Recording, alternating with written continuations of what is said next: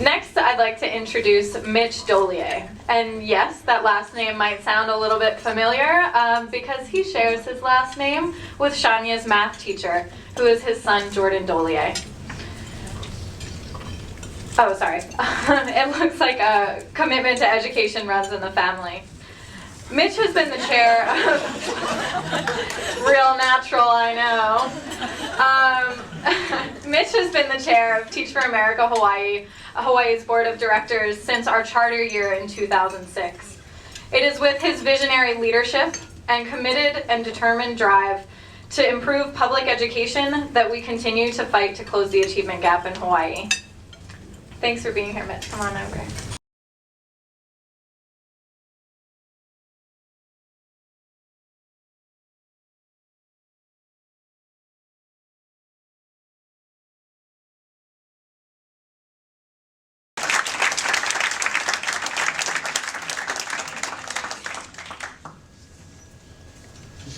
Good evening, everyone, and aloha. Aloha. You know, I want to first tell you that I'm a little more emotional than I thought I was going to be because I didn't know I was going to be hearing about Jordan tonight. So that was wonderful, and I wanted to say to Shania, Frankie, thank you guys for taking time to be with us tonight. And I want to say, Dan, thanks for sharing.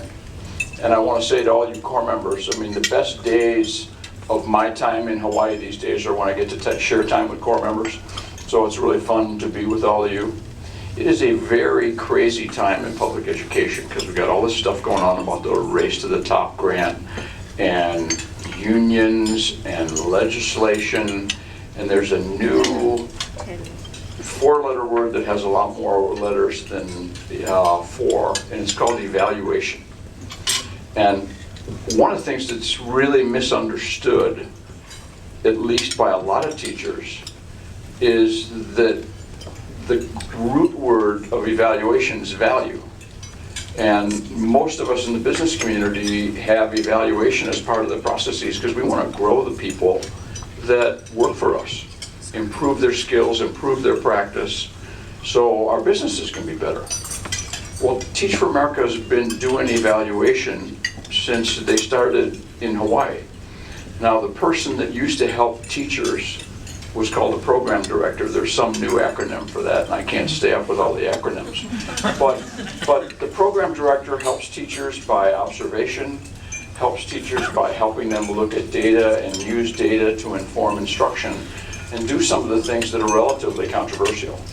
But there are teachers being evaluated now under new methodologies in the public schools, and core members have been evaluated since there were core members in Hawaii in 2006, and I'm proud of all of them, and I do hope the practice makes them better. But if all of you could help carry the message about evaluation out everywhere you can do it, it'd be a wonderful thing.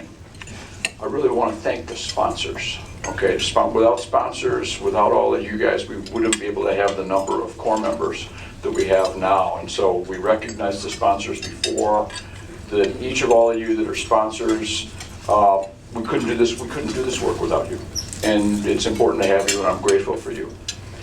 We have a cool opportunity sitting right in front of us now. And the opportunity, we're gonna call it as 100 for 100. Okay, so what's 100 for 100 all about? It's a campaign where we're trying to increase the number of core members we have from the 50s and 60s to 100 for next year. And what we're gonna need to do to bring 100 core members is we're gonna need to have 100 new sponsors.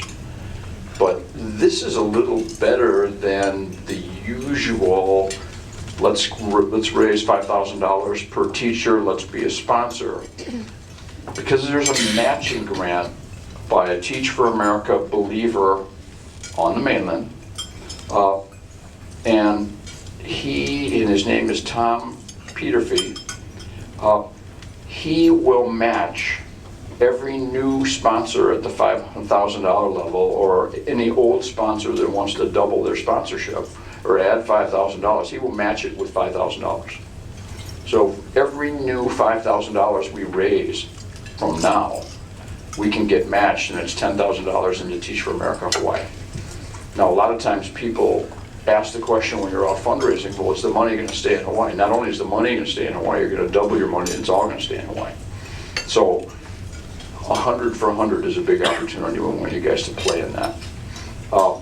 What's this really all about? Some of you know that one of my favorite figures in public education who I admire greatly is a gentleman named Jeffrey Canada, who created something called Harlem Children's Zone in New York. And Jeffrey is not only an educator who's passionate about the work, and who the last time I heard him speak looked out into the audience and said, you know, Martin Luther King was willing to die if he had to for his cause. He said, how many of you are willing to die for this cause of closing the achievement gap and giving every child in America an opportunity to participate in this great country? That's kind of who Jeffrey Canada is. Well, he writes poetry. So I'm gonna read you a Jeffrey Canada poem called Don't Blame Me. The girl's mother said, don't blame me. Her father left when she was 3. I know she don't know her ABCs or 1, 2, 3s, but I'm poor. Work hard, you see. You know the story, so don't blame me. The teacher shook her head and said, don't blame me. I know it's sad. He's 10, but the truth be told, he reads like he was 6 years old. And math, don't ask, it's sad, you see.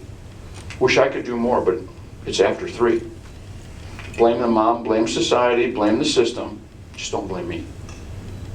The judge was angry, his expression cold.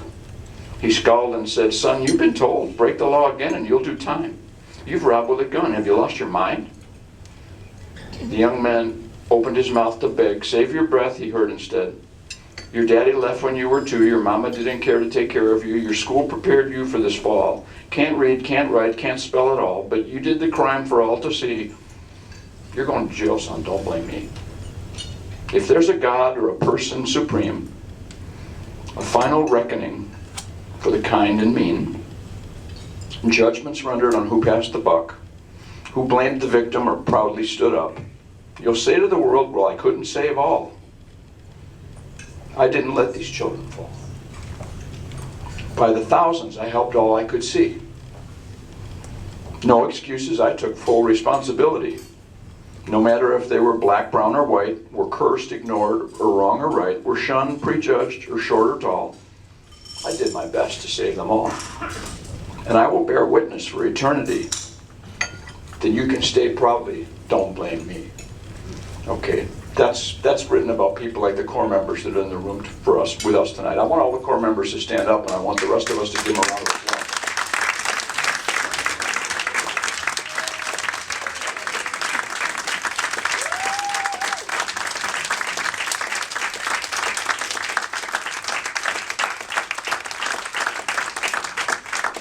You know, one of the things that we heard tonight from Sienna and Frankie was about relationships. And one of the things core members do is they take the extra time to build relationships with kids, because if you don't have a relationship, your ability to teach is going to be really limited.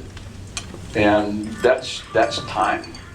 And that's not leaving at 3, that's all kinds of extra time and extra stuff. And that's why I'm proud to be associated with Teach for America and all these great people that are here.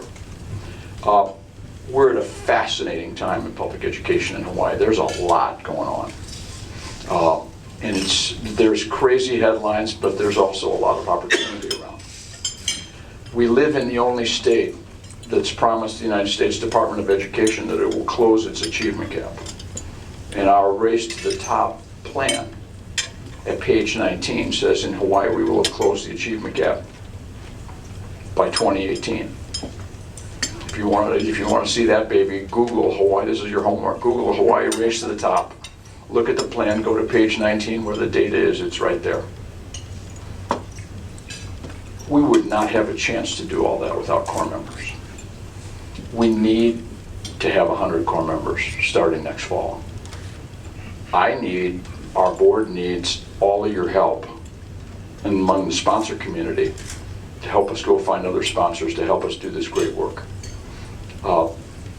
And that will mean all of us can continue to say, don't blame me. Aloha, everyone.